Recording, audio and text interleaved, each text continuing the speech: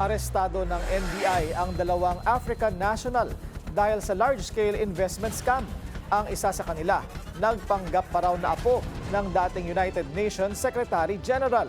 Ang detalye sa agenda report ni Andrea Salve. Hindi na nakapalagpa ang dalawang lalaking African ng posasan ng NBI Organized Transnational Crime Division sa isang hotel sa Pasay City, Biyernes ng gabi.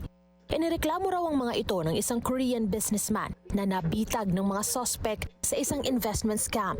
Ang isa sa kanila nagpakilala pa raw na apo ni dating UN Secretary General Kofi Annan. Itong nagpakilalang apo ni Kofi Annan, sinasabi niya na mayroon siyang $100 million at saka parang 100 kilos of gold na willing i-invest dito sa company nitong ating complainant. Binigyan pa raw ng mga suspect ng sample ang biktima na sa pagsusuri ay napatunayang totoo. Humingi raw ang dalawa ng pondo para maipadala ang mga pera at ginto sa South Korea. Saka na nagduda ang biktima nang umabot na sa 10 milyon ang kanyang naibigay sa mga suspect.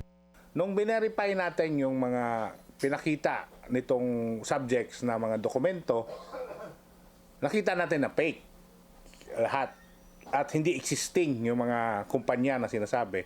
So doon natin nalaman na talagang niloloko lang ito. Nakataon naman na nanghihingi pa ng additional 2 million, doon na natin sinet for entrapment. Hindi na raw bago ang modus ng mga ito.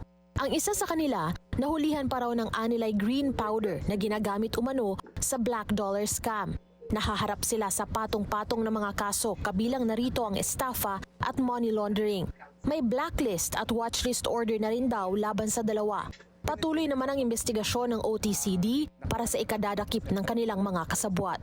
Para sa agenda, Andrea Salve, Billionaire News Channel.